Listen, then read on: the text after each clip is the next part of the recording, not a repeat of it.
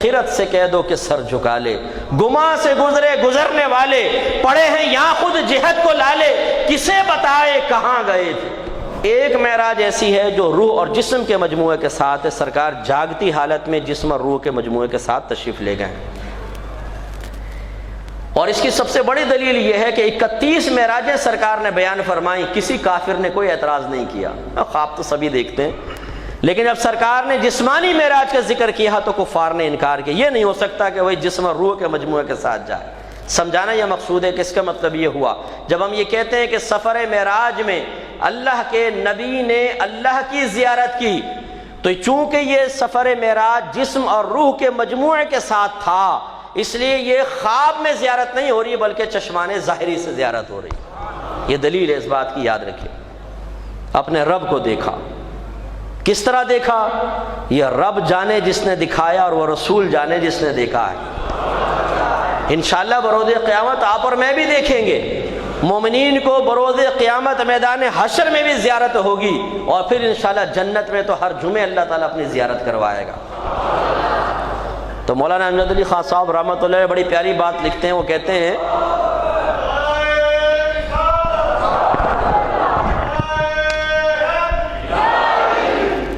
تو آپ یہ فرماتے ہیں کہ اللہ تعالیٰ جسم سے پاک و صاف، اور جب جسم نہیں ہے تو اس کے لیے کوئی ڈائریکشن نہیں ہے، آگے پیچھے دائیں بائیں اوپر نیچے، نہ وہ قریب ہے نہ وہ دور ہے۔ ہم یہ نہیں کہہ سکتے بہت قریب ہے بہت دور ہے، وہ تو اس کے رحمت کے اعتبار سے کہتے ہیں رحمت بہت قریب ہے رحمت بہت دور ہے، ورنہ اللہ تعالیٰ جسم ہے ہی نہیں۔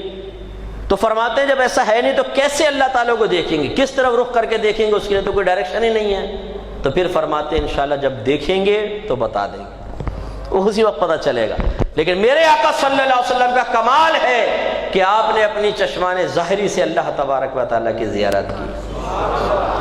موسیٰ علیہ السلام کوہ طور پر گئے ہیں، اللہ تعالیٰ کی بارگاہ میں عرض کیا رب کریم اپنی زیارت کروا، جواب میں کیا فرمایا؟ لن ترانی، لا ترانی نہیں فرمایا۔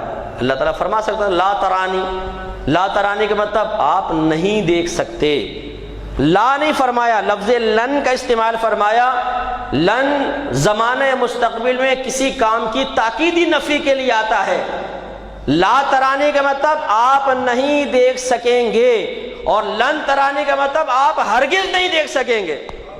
سختی فرمائی لن ترانی، آپ ہرگز نہیں دیکھ سکتے۔ اصرار بڑھا، اللہ تعالیٰ نے فرمایا موسیٰ ذرا دیکھیے اگر یہ پہاڑ ہماری تجلی برداشت کر لے تو آپ ہمیں دیکھ سکیں گے۔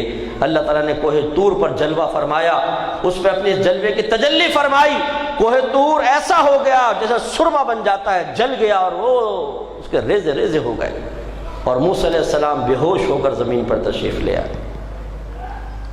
موسیٰ علیہ السلام کی طاقت دیکھی آپ نے، پہاڑ ریزہ ریزہ ہو گیا، گوشت پوشت کا انسان صرف بے ہوش ہوا ہے، ریزہ ریزہ نہیں ہوا۔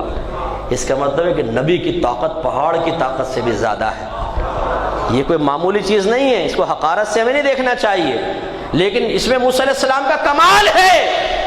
لیکن جب کمال مصطفیٰ میں نگاہ ڈالی جائے تو پھر اس کا جمال ہی کچھ اور ہے کہ موسیٰ علیہ السلام بے ہوش ہیں، اور نبی کریم صلی اللہ علیہ وسلم جب ملاحظہ فرما رہے ہیں تو نگاہ ہٹتی نہیں ہے، نگاہ بہکتی نہیں ہے، اللہ تعالیٰ کی زیارت ہوتی ہے اور عالم ہوش میں بھی رہتے ہیں۔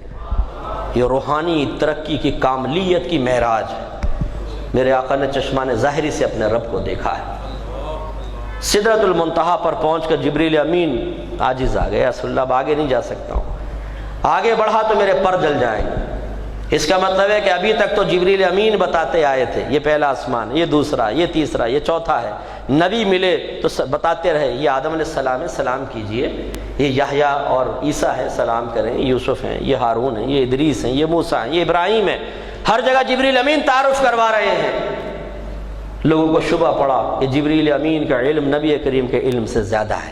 دیکھیں نا راستہ دکھا رہے ہیں، دیکھیں نا تعارف کروا رہے ہیں، دیکھیں نا ہر چیز کے بارے میں بتا رہے ہیں۔ ارے جب سدرۃ المنتہا پر پہنچے، اب نبی کریم صلی اللہ علیہ وسلم نے یہ کیوں نہ کہا کہ جبرائیل آپ کا علم ہمارے علم سے زیادہ ہے، ابھی تک تو آپ راستہ دکھاتے رہے، اس کے بعد تو آپ بھی نہیں جانتے کہاں اور کیسے جانا ہے، تو میں کیسے جا سکتا ہوں، چلو واپس چلتے ہیں۔ نہیں، سرکار آگے بڑھتے چلے گئے اور جبریل امین حسرت سے سرکار کو دیکھتے رہے۔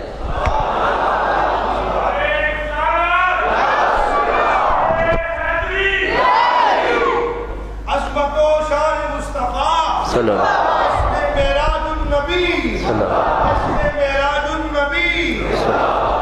اچھا یہ دیکھیں، میں خاص طور پہ نوجوانوں کی خدمت میں ذکر کرتا ہوں، ہم اہل سنت کا عقیدہ ہے کہ اللہ تبارک و تعالی جہت سے، ڈائریکشن سے پاک و صاف۔ یہ نہیں کہہ سکتے اللہ تعالیٰ اوپر ہے، جیسے ہماری بڑی بوڑھیاں غلطی سے کہہ دیتی ہیں جی اوپر والا جانے، نیلی چھتری والا جانے، اوپر اللہ ہے نیچے آپ ہیں جی کرم فرمائیے۔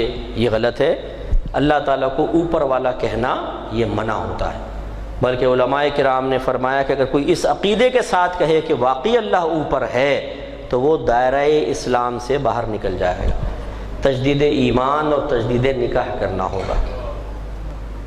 تو اس میں اعتراض پیدا ہوتا ہے کہ اگر اللہ تبارک و تعالیٰ کے لیے سمت کا تعین کفر ہے تو ہمارے نبی کس لیے گئے تھے؟ ایک بڑا مقصد تھا اللہ سے ملاقات، اور اس کے لیے کدھر گئے تھے؟ آسمان کی طرف، ہے کہ نہیں؟ تو اعتراض یہ پیدا ہوتا ہے جب اللہ کے لیے ڈائریکشن ثابت کرنا ہی کفر ہے تو پھر آپ یہ کیوں کہتے ہیں کہ ملنے کے لیے آسمان پر گئے، آپ کو ڈائریکشن ثابت کر رہے ہیں؟ اس کا جواب یہ سدرۃ المنتہا کا مقام دیتا ہے۔ سدرۃ المنتہا تک جانے کے لیے تو نبی کریم صلی اللہ علیہ وسلم زمین سے آسمانوں کی طرف ہی گئے ہیں، لیکن اصل اللہ تعالیٰ کی زیارت ہوئی ہے سدرۃ المنتہا کے بعد، گویا کہ ملاقات ہے سدرۃ المنتہا کے بعد، جہاں جبریل امین بھی نہیں گئے ہیں۔ اب میں آپ سے پوچھتا ہوں، بتائیں کس طرف گئے تھے؟ آگے گئے تھے، پیچھے گئے تھے، دائیں بائیں اوپر نیچے، کہاں گئے تھے؟ کسی نے بتایا نہیں۔ یہ ہے اصل جو اللہ تعالیٰ سے ملنے گئے، اس میں سمت ختم ہو گئی ہے۔ اعلیٰ حضرت فرماتے ہیں خیرت سے کہہ دو کہ سر جھکا لے، گماں سے گزرے گزرنے والے، پڑے ہیں یہاں خود جہت کو لالے، کسے بتائے کہاں گئے تھے؟ یہاں تو خود آگے پیچھے اوپر نیچے دائیں بائیں 6 ڈائریکشنز ہیں نا، وہ پریشان ہے کہ کیسے بتائیں سرکار کہاں گئے تھے۔